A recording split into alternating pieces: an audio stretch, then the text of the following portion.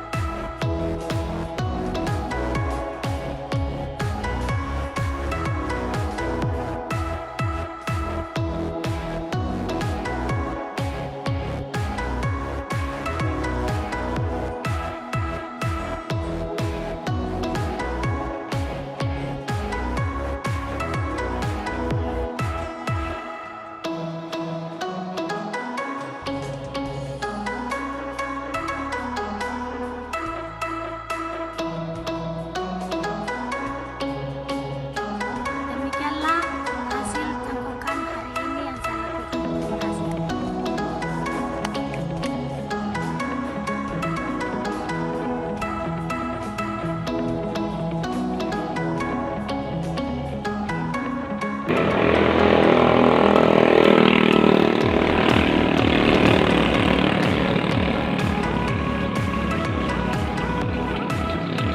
Sampai tidak ada lendir-lendir.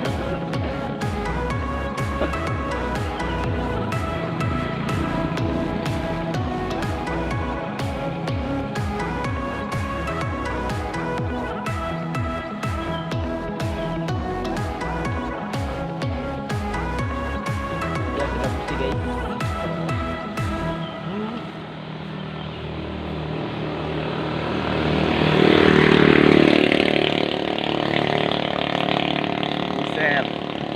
Lalu siapkan tanahnya, lalu disiram dulu bang.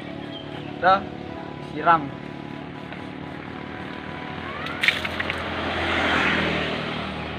Biar tidak ada getahnya guys.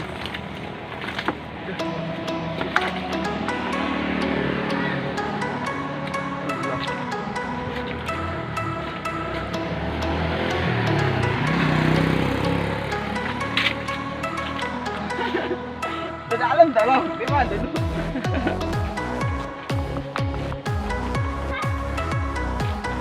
Bos. Kita anak sana. Kami salah. Garam.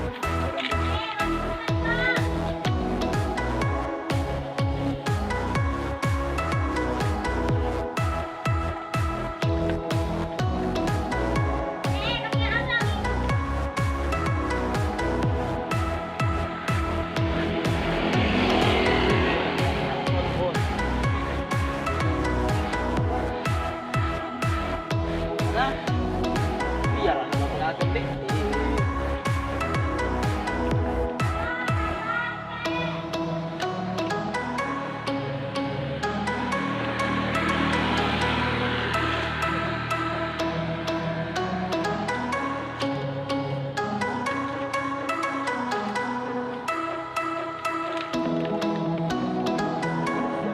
Wah, meninggal. Wah, tidak meni. Jadi Aleh. Terlalu banyak airnya guys. Jadi jam je lah. Jadi jam. Ah, yang 3 menit. 3 menit tu ni. Kita ulangi. Jauh betul.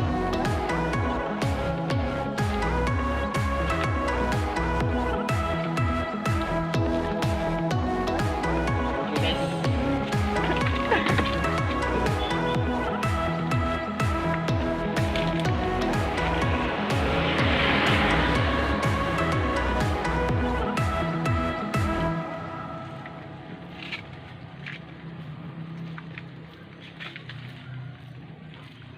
Oke, rata ke bang? Rata? Rata wah? Iya. Oke. Kita pakai karung cara lain. Oke bang, ambil karung dulu bang.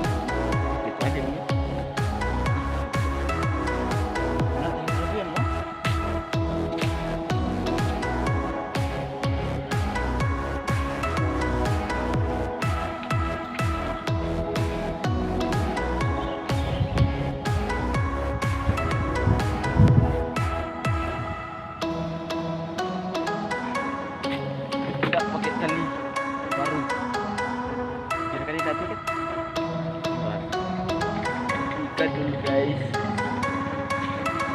2 kali.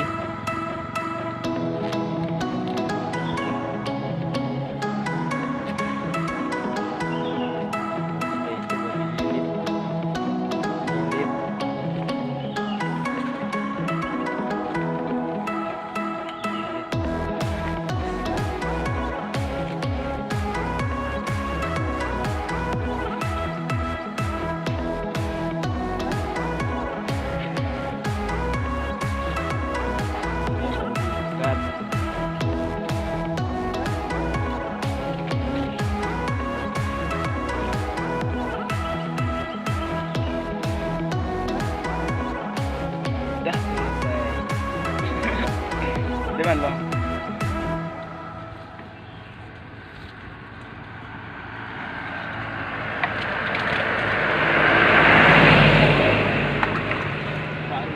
Persepsi. Alasannya karena ada kasus-kasus di mana ukuran suatu data yang ingin disimpan itu tidak menentu. data yang seperti ini langsung disimpan di dalam kotaknya, bisa jadi kotaknya terlalu kecil untuk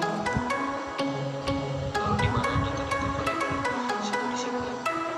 Mereka disimpan di suatu gudang yang sangat luas, di mana data-data lainnya bisa memiliki ukuran yang beda-beda. Yang jelas, setiap data yang disimpan di sini akan memiliki alamat masing-masing untuk bisa diakses kembali. Data-data yang disimpan di heap akan tetap berada di sana selama masih ada variabel yang muncul.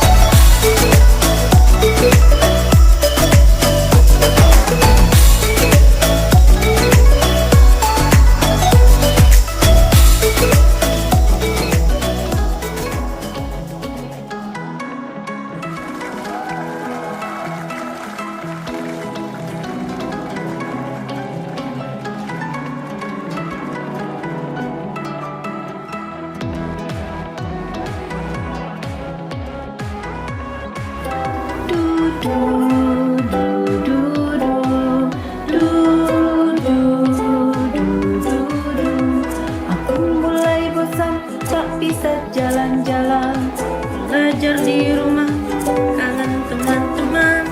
Kalau ada tamu, jangan bersalaman, semua gara-gara corona. Di rumah aja, itu kata ayah. Di rumah aja, ditemani bunda. Di rumah aja, bersama keluarga. Bersama di rumah, kita saling menjaga. Rajin cuci tangan untuk jaga diri. Hidup lebih sehat, makan yang bergizi. Walau tak bertemu, penuh kasih sayang. Sampai corona pergi jauh menghilang. Di rumah aja, itu kata ayah. Di rumah aja, ditemani bunda. Di rumah aja, bersama keluarga. Bersama di rumah, kita saling menjaga. Sampai corona pergi jauh menghilang.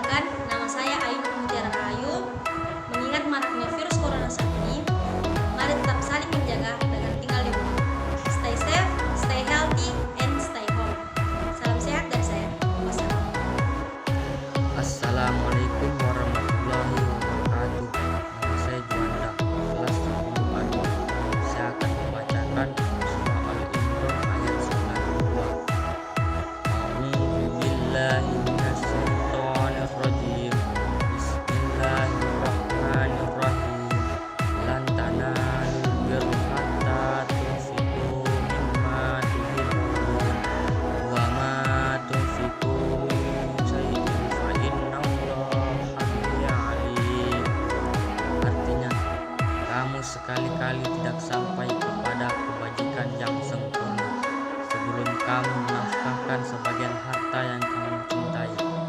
Dan apa saja yang kamu nafkahkan, sesungguhnya Allah Maha mengetahui.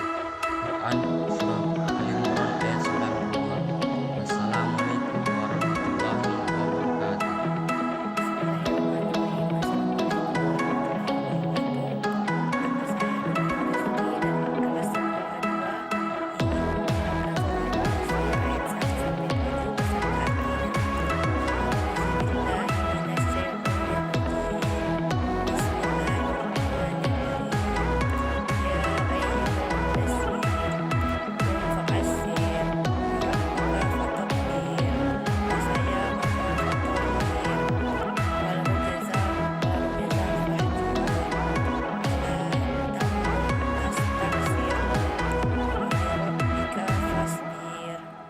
Artinya, hai orang yang berkumpul atau berselimut, bangunlah lalu berilah peringatan, dan Tuhanmu agungkanlah, dan pakaianmu bersihkanlah, dan perbuatan dosa tinggalkanlah, dan janganlah kamu memberi dengan maksud memperoleh balasan yang lebih banyak, dan untuk memenuhi perintah Tuhanmu bersabarlah.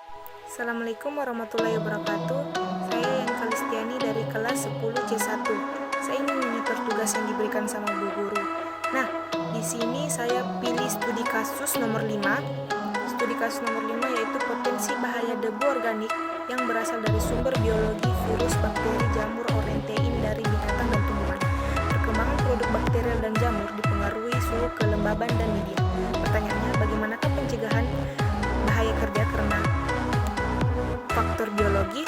Oke, saya jawab pencegahan kerja karena faktor biologi. Pertama, menyediakan masker bagi para pekerja. Kedua, menyediakan seragam lengan panjang dan celana panjang. Hal ini untuk mengurangi kemungkinan kontaknya agen biologi atau biasa disebut dengan mikroorganisme dengan kulit para pekerja. Ketiga, selalu membersihkan tempat kerja secara rutin ketika selesai bekerja. Terima kasih. Itulah tadi jawaban dari saya tentang pencegahan bahaya kerja karena faktor biologis. Sekian dari saya. Wassalamualaikum warahmatullahi wabarakatuh.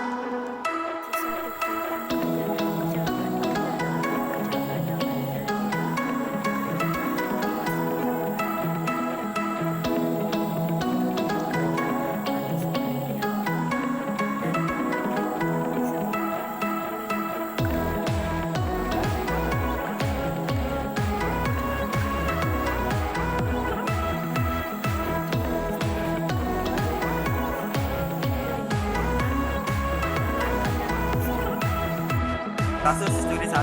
Apakah penyebab terjadinya kecelakaan kerja? Penyebab terjadinya kecelakaan kerja meliputi dua faktor, yaitu faktor manusia dan faktor lingkungan. Faktor manusia meliputi kurangnya keterampilan dan kemampuan konsentrasi, tidak menggunakan alat keselamatan. Faktor lingkungan meliputi kurangnya ventilasi udara, lantai licin, dan kurangnya penerangan. Studi kasus 5, potensi bahaya debu organik yang berasal dari sumber biologi, virus, bakteri, jamur, oriten dari binatang dan tumbuhan. Perkembangan produk bakterial dan jamur dipengaruhi suhu, kelembaban, dan media. Bagaimanakah pencegahan bahaya kerja karena faktor biologi? Pencegahan di tempat kerja karena faktor biologi. 1. Membersihkan tempat kerja secara rutin setelah pekerja usai bekerja. 2. Mensterilkan bahan-bahan pengolahan pupuk secara optimal. 3. Memastikan bahwa alat yang digunakan dan alat yang telah digunakan adalah bersih. 4. Penyemprotan fungisida, bakterisida atau sejenisnya di tempat kerja setelah pekerja usai bekerja. Perkenalkan, nama saya Livia Kolaresi, saya dari kelas 10 C1. Di sini saya akan mempresentasikan tugas yang dikasih. Soal yang saya pilih di sini studi yang ke-10. Soalnya tindakan pencegahan kecelakaan akibat kerja demi menjamin keselamatan dan kesehatan merupakan tanggung jawab semua orang yang ada di dalam perusahaan. Tindakan pencegahan apakah yang dapat dilakukan untuk kecelakaan kerja? Jawabannya, ya, yang dilakukan untuk menghindari kecelakaan kerja, yang pertama, buat kegiatan pencegahan kecelakaan sebagai bagian dari kegiatan sehari-hari. Yang kedua, laporkan bila terdapat hal yang tidak aman terhadap supervisor atau atasan terdekat. Yang ketiga, hindari bersanda gurau di tempat kerja. Yang keempat, buat saran perbaikan. Yang kelima, lakukan sesuai prosedur kerja. Yang keenam, good housekeeping. Yang ketujuh, pastikan jalan masuk dan keluar di tempat kerja Anda berfungsi dengan baik dan mudah diakses. Yang kedelapan, buatlah papan tanda dan instruksi yang tepat untuk masalah keselamatan yang potensial dan jelas. Yang kesembilan, lakukan pelatihan K3 dan persiapan peralatan P3K yang lengkap. Terima kasih. Fungsi-fungsi manajemen. 1. Planning. Planning adalah proses menentukan apa yang ingin dicapai dan cara mencapainya yang didasarkan pada logika dan metode tertentu dan rasional. 2. Organizing. Organizing adalah proses mengatur dan mengalokasikan tugas, pekerjaan, wewenang, dan peran-peran, termasuk koordinasi hubungan antar bagian baik secara vertikal maupun horizontal yang diperlukan untuk mencapai tujuan yang sudah ditentukan. 3. Accounting. Accounting adalah usaha menggerakkan anggota kelompok sehingga mereka berkeinginan dan berusaha untuk mencapai sasaran dan tujuan perusahaan. Fungsi-fungsi manajemen. 1. Planning atau perencanaan adalah proses menentukan apa yang ingin dicapai dan cara mencapainya yang didasarkan pada metode atau logika tertentu dan rasional. 2. Organizing atau pengorganisasian adalah proses mengatur dan mengalokasikan tugas, pekerjaan, wewenang, dan peran-peran, termasuk koordinasi hubungan antar bagian, baik secara vertikal maupun horizontal, dalam suatu struktur yang diperlukan untuk mencapai tujuan yang sudah ditentukan. 3. Actuating atau pelaksanaan adalah usaha menggerakkan anggota kelompok sehingga mereka berkeinginan dan berusaha untuk mencapai sasaran dan tujuan perusahaan. 4. Resourcing atau pengaturan sumber daya adalah pengaturan sumber daya dalam memfasilitasi sumber daya yang dibutuhkan untuk setiap kegiatan pencapaian tujuan organisasi.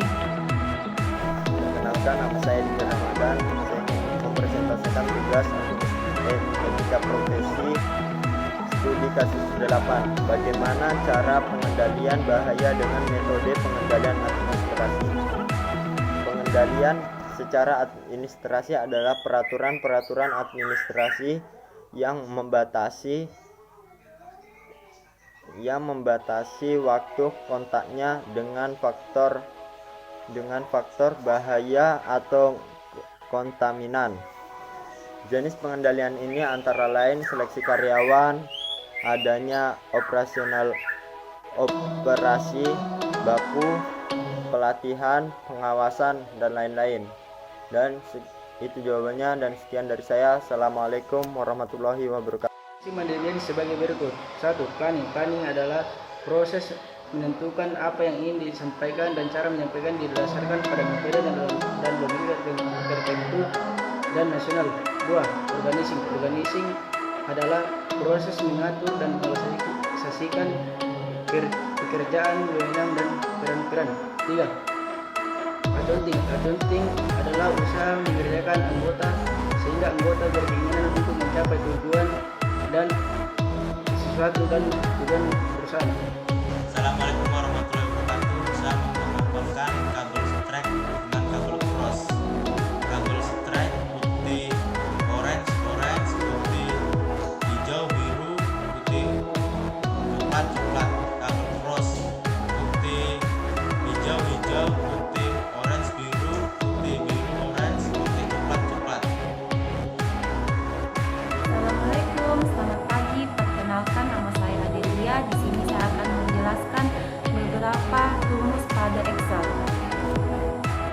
saya sudah membuat tabel. Yang pertama ada nomor urut, nama siswa, dan nilai.